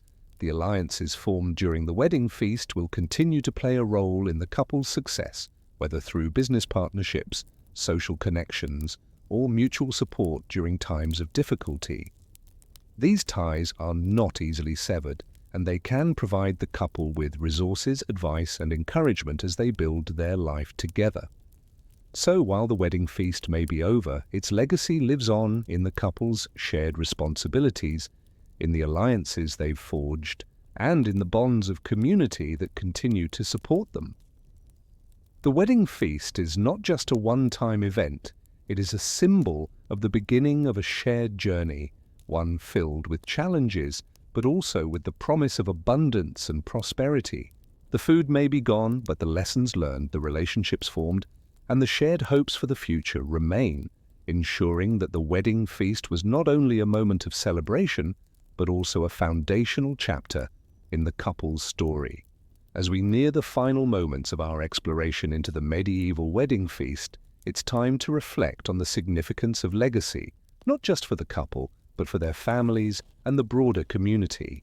Throughout our journey, we've seen how the wedding feast was more than just a lavish meal or a moment of celebration. It was an act steeped in meaning, and its effects reached far beyond the confines of the feast hall. The legacy of the wedding feast lay in its ability to bind families, create enduring alliances, and establish a foundation for the couple's future. Historians still argue about how much the concept of legacy was understood in medieval times, particularly when it comes to weddings. Was it about securing wealth, land, or influence? Or was it about something more abstract like reputation or tradition? Regardless of the answer, the truth is that these wedding feasts were designed with the future in mind. They were about building legacies, both for the couple and for the families who hosted the event. For the couple, the legacy of the wedding feast was often embodied in the symbols of the event. The foods they ate, the gifts they received, and the vows they made all came together to create a narrative of their future. The couple was not just creating a life together in the present, they were actively crafting a legacy that would be passed down through generations. The gifts given, whether they were material or symbolic, served as the first chapter in that legacy. A fine ring, a piece of jewelry, or even a house that would be passed down were all tangible manifestations of the promise of a prosperous future. But it wasn't just the bride and groom who were creating legacies. Their families, too, were deeply involved in this process. The families that attended the wedding feast weren't merely guests. They were key players in shaping the couple's future. They were there to witness the marriage and to affirm the union, but they were also there to help ensure that the legacy of the couple and their families would endure. A wedding feast was an opportunity for these families to solidify their position in society, to reaffirm their status, and to pass down the traditions and values that had been cultivated over generations. The role of the community in these events can't be understated. Communities in medieval times were built on trust, mutual support, and shared identity. The wedding feast was a public declaration of these bonds. Guests from all walks of life, whether high-born nobles or common workers, attended these feasts, and their participation was an acknowledgement of their stake in the couple's future. It wasn't just about giving gifts or enjoying food, it was about affirming the couple's place within the larger social and familial structure. The guests at the wedding feast, though they might not have been as publicly acknowledged as the bride and groom, were part of the enduring legacy of the marriage. Their involvement in the event, whether through the exchange of gifts, participation in rituals, or simply their presence, was a reflection of their role in supporting the couple's future. By witnessing the union and sharing in the celebration, these guests were helping to reinforce the couple's position within the social fabric. As the couple settles into their new life together, they begin to realize the depth of the legacy they've inherited and the one they will pass on. The wedding feast was, in many ways, a metaphor for the life they now faced, a life where the weight of history and tradition was always present, shaping their decisions and actions. Their children would inherit not only the physical gifts given at the feast, but also the values, traditions, and responsibilities that had been passed down through the generations. The couple's actions, in turn, would influence the legacy of their descendants. In a way, the wedding feast itself was both a beginning and an end. It marked the start of a new chapter in the couple's life, but it also represented the culmination of the histories and legacies of both families. It was a celebration of the present, but also a moment for reflection on the past and the future. The rituals, the food, the guests, all served as reminders of the continuity of life and the ongoing cycle of birth, marriage, and legacy. In modern times, we may look back at these medieval wedding feasts with a sense of distance, marveling at the opulence and ceremony. Yet the core principles behind these events, the creation of a lasting legacy, the establishment of community bonds, and the reinforcement of social and familial ties, are just as relevant today. Whether we're hosting a grand wedding with hundreds of guests or a small, intimate ceremony, we are still participating in the same ancient tradition of building a future together with the support of those around us. The gifts, the toasts, and the food might be different today, but the symbolism remains. We still mark the beginning of a shared life with the exchange of vows, and we still gather around the table to celebrate and strengthen the bonds of family and community. Just as the medieval wedding feast helped lay the groundwork for the couple's future, today's wedding celebrations serve as a reminder of the importance of love, tradition, and the legacy we create together. So, as the wedding feast comes to an end and the guests depart, the couple embarks on their own journey, one that is shaped not only by their personal love, but by the rich history, traditions, and legacies that have been passed down through generations. The wedding feast, while brief, serves as a timeless reminder of what it means to begin a life together, to join two families, and to create a legacy that will endure for generations to come. As the medieval wedding feast fades into memory, one might ask, what is the true essence of these events? Was it about the pomp and ceremony, or was there something deeper at play? Beyond the lavish foods, the extravagant gifts, and the strategic alliances, the wedding feast served as a ritual of transition, a marker in the couple's lives where their personal stories merged with the larger narratives of family, community, and society. It wasn't just a social event or a celebration of love, it was a rite of passage, a moment that marked the shifting tides of personal identity and collective belonging. Historians still debate the extent to which medieval people understood the significance of these transitions. Was the idea of personal transformation central to their experience, or was it simply a byproduct of the broader social expectations? Regardless of the answer, the symbolism of the wedding feast as a rite of passage is undeniable. It was a public acknowledgement of the couple's transformation from individuals to a unified force, and it signaled the beginning of their shared future. Imagine the moment the last toast is made. The bride and groom, their families and guests, have come together to celebrate the new union. The air is thick with laughter, and the floor is littered with crumbs and empty glasses. Yet, as the feast winds down, there is an unspoken awareness among the attendees. This event signifies a new chapter in the couple's life. It's a turning point. The couple, now bound by the vows they've taken and the public commitment they've made, will step into a world where their future is shaped not only by their love for one another, but by the weight of their responsibilities to their families, their communities, and the expectations of society. This moment is critical. For the bride and groom, the wedding feast serves as the final step in their transition from their parents' homes to a new life together. The bonds they've formed with their families and communities are now stronger than ever, but the work of building their life together has just begun.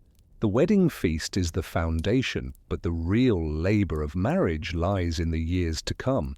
It's not enough to have enjoyed a grand meal or a spectacular ceremony.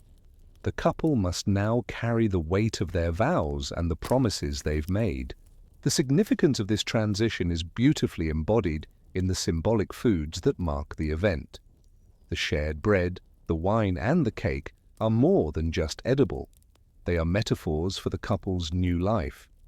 The bread represents the sustenance they will provide for each other. The wine symbolizes the union of their spirits, and the cake is a promise of sweetness and fertility. These symbols are reminders that their union, while sacred, is also practical. The bread must be broken, the wine must be poured, and the cake must be shared, not just during the wedding, but throughout their life together. But beyond the symbols, the feast is a communal act. It involves everyone present in a way that no other ritual can. The family, the friends, the guests, they are all participants in the story of the couple's future. Through their shared presence, their toasts, and their gifts, they collectively ensure that the union is not just about two people, but about a larger network of relationships and obligations. It is a public act that strengthens the ties between families, and it reinforces the idea that marriage is not just a private affair, but a deeply social one. In the quiet after the feast, as the last guests file out of the hall and the candles flicker low, the couple is left alone with their new reality. The lavish ceremony has come to an end, but the work of creating a life together remains. They must now navigate the complexities of shared ownership, familial obligations, and their evolving relationship. But what is striking is that despite the challenges, they are no longer alone in their journey. They have been witnessed by their community and blessed by their family, and they carry with them the collective hopes of those who gathered to celebrate their union. Fast forward several years. The wedding feast may be a distant memory, but its impact has rippled through the couple's life. The choices they made during that day, whether it was the vows they exchanged, the way they interacted with their guests, or the symbolic meaning of the foods they consumed, are now part of their ongoing legacy. Whether they choose to continue certain traditions or forge their own path, the wedding feast serves as a reference point in their lives. The connections made, the alliances solidified, and the symbols shared on that day will continue to shape their experiences for years to come. The couple's children will grow up hearing stories of that grand event, the lavish feast, the toasts, the shared joy. The legacy of that day will be woven into the family's collective memory, serving as a foundation for the next generation. The wedding feast may have been a single event, but its influence, like a stone thrown into a pond, has far-reaching ripples that extend well beyond its immediate moment. And so, while the medieval wedding feast may seem like a relic of a bygone era, its underlying message is timeless. It speaks to the human desire for connection, for community, for continuity. It's about forging bonds between people, between families, and between generations. These feasts, filled with food and drink, laughter and celebration, represent the deep-seated need to come together and mark the milestones of life with those who matter most. The wedding feast is not simply an event, it is a ceremony of life, one that continues to shape us in subtle ways, even in today's world. Whether in grand banquets or intimate gatherings, we continue to gather with loved ones to celebrate life's milestones, knowing that these moments will echo through time, just as the medieval wedding feast echoes through history. As we draw our exploration of the medieval wedding feast to a close, it's important to reflect on the broader cultural significance of these events and the enduring role of the wedding feast in shaping society's collective memory. Medieval wedding feasts were more than just ceremonial banquets. They were integral to the cultural, social, and political life of the time. These feasts weren't just about the bride and groom, they were about the community as a whole, reaffirming and reinforcing its values, traditions, and structure. Historians continue to debate the precise role that feasts played in medieval life, but it is clear that these events were more than simple gatherings. They were essential acts of social reinforcement. The wedding feast was where the social order was celebrated and reaffirmed. The exchange of gifts, the carefully orchestrated seating arrangements, the rituals surrounding the food and drink, all of these were symbols of society's larger framework. The wealth and prestige of the bride and groom were on display for all to see, but the roles of all participants, regardless of their rank, were also showcased. The community played a critical role in the wedding feast, which is why it was such an important social event.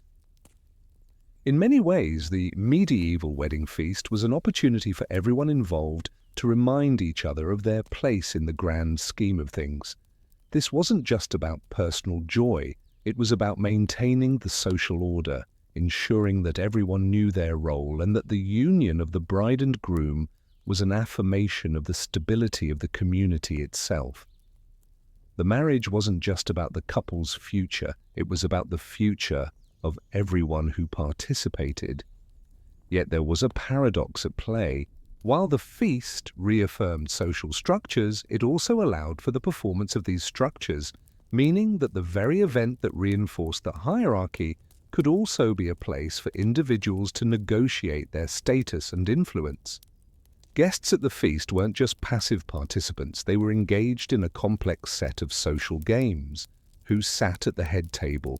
Who exchanged the most lavish gifts? Who gave the most well-received toast?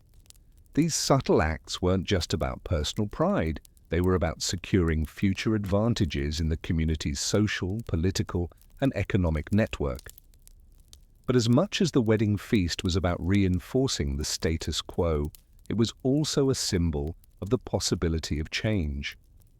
Every union, every marriage held the potential to shift the social landscape. Marriages weren't just about preserving the past, they were about creating new alliances, forging new paths for families, and changing the future. The union of two families, represented by the joining of their children, could alter the course of history. The wedding feast, then, was a place where the future was actively crafted, a place where the past was acknowledged, but the future was eagerly anticipated. Consider the case of a marriage between two rival families. The wedding feast wasn't just about celebrating the union, it was about putting an end to past hostilities and forging a new future. These events served as rituals of reconciliation, where enemies were made allies and long-standing feuds were laid to rest in the shadow of the feast. The food, the drink, and the rituals were all part of the larger process of social negotiation, of acknowledging old conflicts and setting the stage for a new beginning. In this way, the wedding feast was an act of social transformation, marking a shift in the power dynamics of the time. Fast forward to the modern world. While today's weddings may no longer carry the same level of political significance, they still serve as important cultural rituals. The exchange of vows, the sharing of food and drink, the gathering of families and friends, they all continue to represent the union of two people and the creation of a new family unit. And while the social hierarchy may no longer be as pronounced, the wedding feast still serves as a moment of social cohesion. The sense of community, the shared celebration, and the coming together of loved ones are still integral to the modern wedding. Even in today's world, weddings serve as cultural touchstones, moments where personal histories are linked with family legacies and community bonds. Despite the passage of time, the fundamental human desire for connection remains unchanged. The wedding feast, though evolved, still carries with it the same symbolic weight it did in medieval times. It is a celebration of unity, a statement of continuity, and a reflection of the collective nature of human experience. The feast is not just a meal, it is a ritual of affirmation, a public declaration of the ties that bind us together. And so the legacy of the medieval wedding feast lives on. While the feast itself may be a distant memory, the symbolism and meaning behind it endure. The exchange of vows, the sharing of food and drink, the act of coming together in celebration, these elements are timeless. The wedding feast was not just about the bride and groom. It was about community, about family, and about the future. Today, as we gather for weddings, we participate in a ritual that has been carried forward from centuries past, adapting to modern times but still rooted in the deep symbolism of human connection. The wedding feast reminds us that life is not just about individual experience. It is about shared stories, communal bonds, and the legacies we leave behind. In the end, the feast was never just about the food. It was about the future being built together. And that is the true legacy of the wedding feast, the future we create through the bonds we form, the communities we strengthen, and the promises we make. As the couple reflects on their new life together and the grand wedding feast fades from memory, we can't ignore one final aspect of this rich tradition: the role of memory in shaping the legacy of the wedding feast. Over time, the wedding feast itself becomes less about the event and more about the stories told around it. Just as the bride and groom's vows are woven into the fabric of their lives, so too are the memories of their wedding feast. Historians often debate how memory was preserved in medieval times. How did people ensure that the legacy of such an important event endured? The truth is that memory was not only preserved through written texts or family records, but through oral traditions, through stories told at family gatherings, through songs sung in the halls, and through the rituals passed down from one generation to the next. These feasts, with their abundance of food, drink, and social interaction, were not just celebrated in the moment. They became stories that would be told for decades, and sometimes centuries to come. Imagine the grandparents of the couple gathering their children around a warm fire years after the wedding and telling the tale of the extravagant feast. Do you remember, they might say, how the boar was served with such pomp and circumstance? Or, the wedding cake was as big as a house, and the wine, oh, the wine, flowed freely for hours. These stories, passed from one generation to the next, helped sustain the memory of the feast and the union, even when time had eroded the physical remnants of the event. The stories of the wedding feast became part of the couple's legacy, something to look back on, something to be proud of, and something to share with future generations. These tales not only preserved the memory of the feast itself, but also encapsulated the values, hopes, and dreams of those who had participated in the event. The feast was no longer just about the bride and groom. It became a symbol of family unity, the bonds of marriage, and the collective aspirations of the families involved. What's striking is that the role of memory in the wedding feast transcended social class. Whether you were a noble family hosting a grand banquet or a humble couple celebrating a more modest union, the memories of the wedding feast would endure. The nature of the memory, of course, would change depending on the participants, but the fundamental act of remembering, the act of looking back on the wedding feast as a defining moment, was universal. And as the years go by, these memories of the wedding feast help shape the identity of the couple and their family. The stories of their wedding day become part of the broader narrative of who they are, what they stand for, and where they came from. The wedding feast, whether grand or simple, becomes part of the larger family mythology, a story that connects each new generation to the traditions and values of those who came before. The memory of the wedding feast continues to serve as a touchstone, a reminder of the couple's beginning and the path they've walked together. In modern times, we might not have the same grandeur of a medieval wedding feast, but we still maintain the same desire for shared memories. Think about the way a modern couple recalls their wedding day, how they reminisce about the guests who attended, the meals that were served, the cake that was cut, and the first dance they shared. These memories become part of the story of their life together, and over time, they too are told and retold, becoming a significant part of their legacy. The act of remembering is powerful.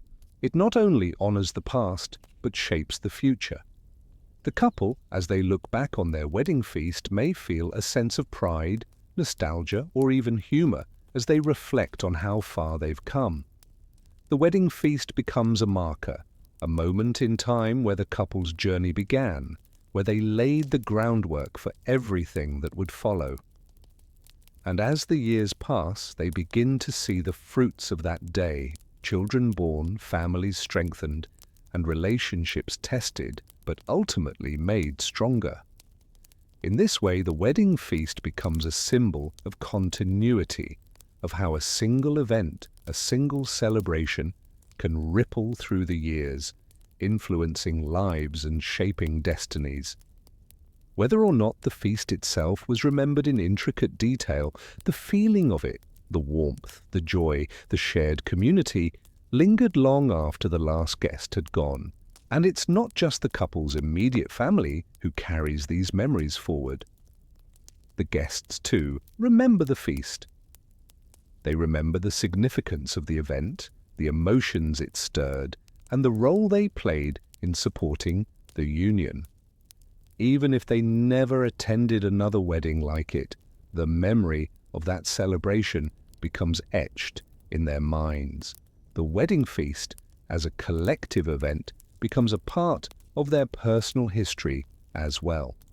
In the end, the wedding feast is not just a reflection of the past. It is a building block for the future.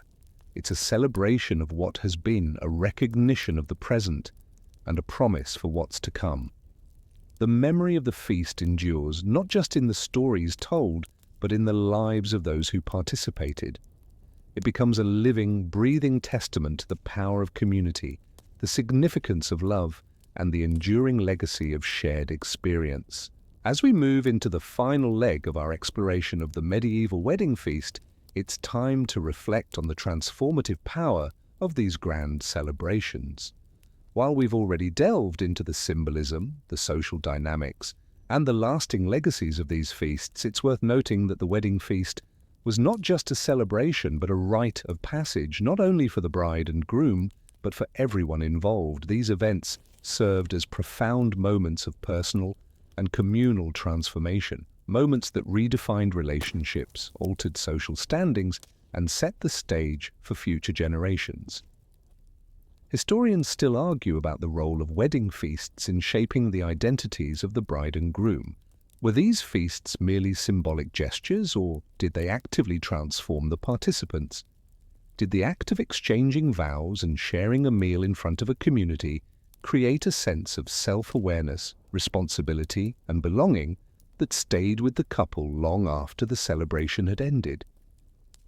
Perhaps it's both, a blend of symbol and action that encapsulated a key moment in their lives. What we do know is that for the couple, the wedding feast marked the transition from individual lives into a shared journey from I to we. In medieval times, marriage was rarely just a personal choice. It was a union that often carried with it responsibilities that extended beyond the couple. The wedding feast, therefore, was more than just an introduction to married life. It was a public acknowledgement of these responsibilities. It was a ceremony of social recognition, one that symbolized the couple's readiness to take on the roles and duties assigned to them by family, community, and tradition. The act of participation in the wedding feast itself was an acknowledgement of these responsibilities. Guests played an essential part in the transformation process. They weren't just there to witness the event, they were helping to shape the couple's future. Their presence was an affirmation of the couple's union, and their involvement in the feast reinforced the couple's position within the social structure. Through their toasts, gifts, and shared experiences, the guests were helping to mold the new life that awaited the newlyweds. Think of the transformation of the bride, for instance. In medieval times, the act of marriage often represented a shift in a woman's identity. She was no longer just a daughter or sister, she became a wife, a partner in a family, and an active participant in a new community. The wedding feast, with its symbolic exchanges and public rituals, was the culmination of this transition. She was publicly welcomed into the world of married life, and the feast acted as the gateway. The guests, many of whom may have been her family, friends, or even strangers, witnessed her new role. Their recognition of her place in society was as transformative as the vows she exchanged with her husband. For the groom, the wedding feast also marked a significant transition. His shift from an unmarried man to a husband brought with it the weight of responsibility, not only to his wife but to his new family and the extended community. Much like the bride, the groom was publicly recognized at the feast. His actions and demeanor during the ceremony and feast would shape his future reputation, his role in the family, and his relationships with other men. The act of hosting the feast, of providing for his guests and his bride, was a clear demonstration of his readiness to step into his new role. As the couple moves beyond the feast and into the realities of married life, the transformation continues. Memory of the feast, of the vows taken, the guests present, the foods shared, and the promises made becomes a touchstone for the couple. It is a foundational moment in their lives, a moment they will return to time and again as they navigate the challenges and triumphs of their future. The memory of the wedding feast transforms from a single day of celebration into a lasting symbolic foundation for their future together. The cultural and social effects of this transformation ripple out into the broader community. The couple's union becomes a part of the social fabric, shaping their family's identity and social status for years to come. The guests who participated in the feast are not just passive witnesses, they become part of the couple's history and their shared transformation. The family that attends the wedding feast isn't just supporting the bride and groom, they are actively participating in the couple's new beginning, becoming part of their narrative, which will continue long after the last song has faded from the banquet hall. The transformation instilled by the wedding feast extends to those who may not even have been present at the event.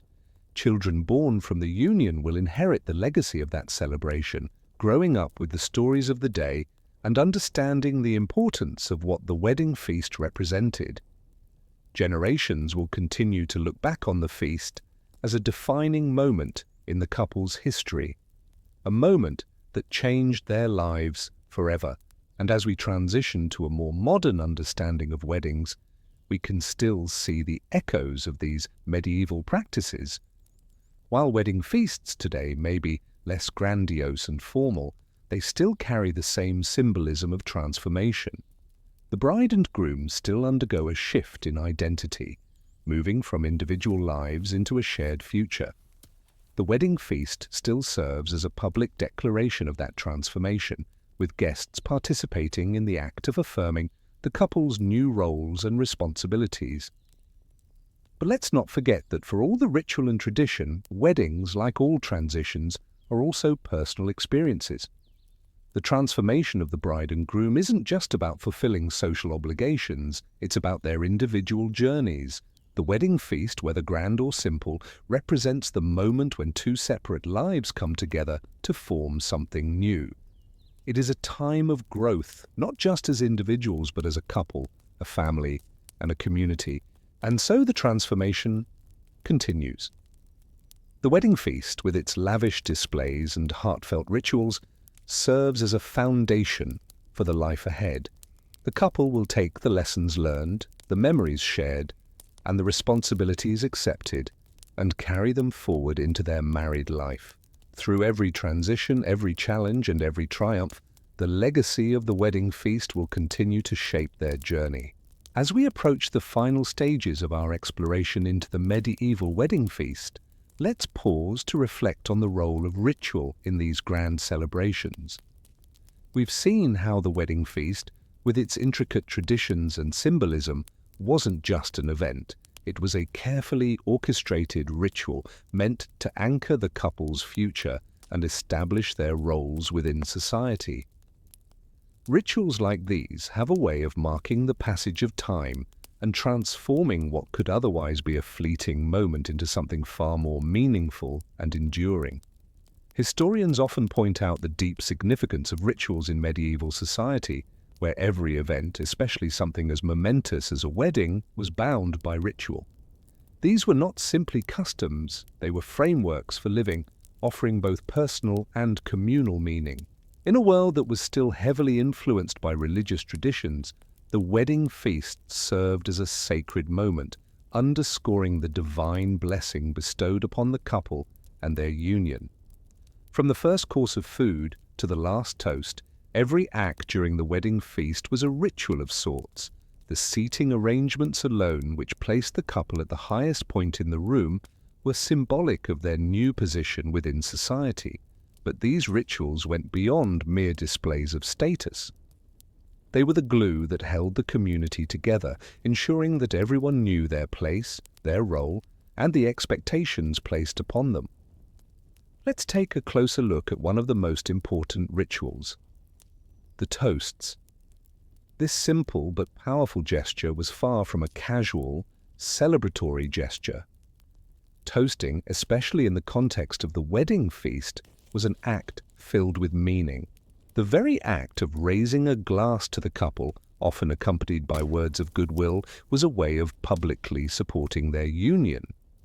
It was a gesture that bonded the guests to the couple, a ritual of communal affirmation. In many ways, toasting served as a reminder that the wedding wasn't just a personal milestone, it was a public event, a social contract that bound the couple to their community. This ritual was repeated throughout the evening, reinforcing the couple's importance in the eyes of their family and friends. The exchange of gifts was another important ritual that could not be overlooked.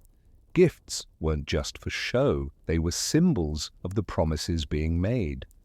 The bride's dowry was, in many ways, a ritual in itself. It symbolized not only the material wealth of the bride's family, but also the commitment to the couple's future. The dowry was often negotiated and discussed in advance, so by the time the wedding feast arrived, it had already been symbolically accepted by both parties. In this way, the act of giving and receiving gifts became a public acknowledgement of the family's commitments, hopes, and social status. Equally symbolic was the breaking of bread. The act of sharing bread was an ancient ritual of communion, both with the divine and with one another. Bread, as the basic sustenance, became a metaphor for the marriage itself. The couple was no longer two separate individuals, but were now united in a communal bond, nourished by their shared commitment. The bread was a symbol of union, a powerful reminder that marriage, like the bread, must be sustained through daily care, sacrifice, and commitment. While the ritual of feasting might seem purely celebratory, it had an additional layer of significance in medieval weddings.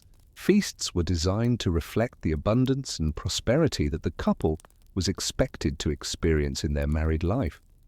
The grandness of the feast reflected the hopes for a fruitful future, while the abundance of food symbolized the couple's ability to provide for each other and their community. In many ways, the meal was a ritual of fertility, not just in the sense of children, but also in the sense of prosperity, growth, and longevity. At the heart of these rituals was the belief that marriage wasn't just a contract between two people, it was an agreement with society itself. The wedding feast served as a public declaration of this agreement, making it clear that the couple was now part of a larger social and familial framework. The rituals and traditions were the mechanisms through which this agreement was made tangible, reinforcing the couple's bond not just with each other, but with the wider community. As the wedding feast continues to evolve in modern times, we see echoes of these medieval rituals. Though we no longer have the grandeur of the medieval banquets or the elaborate toasts and rituals, many modern weddings still retain their symbolic nature. The exchange of vows, the cutting of the cake, the toasts to the couple, all of these are rituals that carry deep meaning, even if we no longer attach the same social or political significance to them. Weddings today still serve as rites of passage, marking a transition from one life stage to another, whether on a grand scale or a more intimate level. For the couple, these rituals serve as an anchor, helping to establish their new identity as partners in marriage. But for the guests, these rituals offer a sense of participation in something much larger than themselves. They are not just spectators, they are contributors to the future, affirming their role in the couple's life and supporting their journey together. The rituals of the wedding feast may change, but the desire for connection, celebration, and unity remains the same. The wedding feast, both medieval and modern, is a ritual not only about the couple's love for one another, but about the collective love, respect, and support of their family and community. It's a moment to celebrate what has been and to look ahead with optimism at what is yet to come. As we come to the final section of our exploration into the medieval wedding feast, it's time to reflect on the enduring human need for celebration, not just in the grand ceremonies of old, but in the way we continue to come together as communities to mark life's significant moments. The medieval wedding feast, with its complex rituals, its symbolism, and its communal spirit, reminds us of something essential about human nature. We celebrate to connect, to affirm our bonds, and to mark the milestones that shape our lives and futures. In many ways, the wedding feast was a cultural institution, a ritual that transcended time and geography, one that echoed through generations and left a legacy that still resonates today. The grand banquets of medieval Europe, with their towering roasts, their delicate wines, and their shared moments of joy, were an expression of the deep human desire for connection. The feast was about more than just the bride and groom. It was about bringing people together, forging relationships and building communities. It was a celebration of life, of love, and of shared purpose. As we look to the modern world, it's clear that the traditions of the wedding feast are alive and well, though they've adapted over time. Today, we still gather for weddings, whether they're large and lavish or small and intimate, because we understand the power of coming together to celebrate and affirm. We still exchange vows, still share food, still raise glasses in toasts, and still enjoy the company of family and friends. The world has changed, but our need for connection remains constant. However, the evolution of wedding feasts reflects not just changes in culture, but changes in society's understanding of marriage itself. While medieval wedding feasts were largely about establishing social and political alliances, today's weddings are more focused on personal connection and the shared journey of the couple. In many ways, the focus has shifted from external expectations to internal meaning. But even with this shift, we see the same underlying themes of unity and community. The wedding feast continues to serve as a ritual of transformation, a point where two people come together and publicly declare their intention to create a shared future. But let's not forget that weddings and their accompanying feasts are more than just about the couple's union. They are a reflection of the broader societal values that guide us. The way we choose to celebrate weddings, the rituals we adopt, and the way we include our families and friends all speak to what we value most, whether that's tradition, family, love, or connection. The medieval wedding feast may have been a moment of political and social significance, but the modern wedding feast serves as an opportunity to reflect our evolving understanding of marriage and its role in our lives. What's fascinating is that despite the differences in scale and complexity, both medieval and modern wedding feasts serve the same core purpose: to celebrate the union of two people, to affirm the commitment they make to one another, and to recognize the community that surrounds them.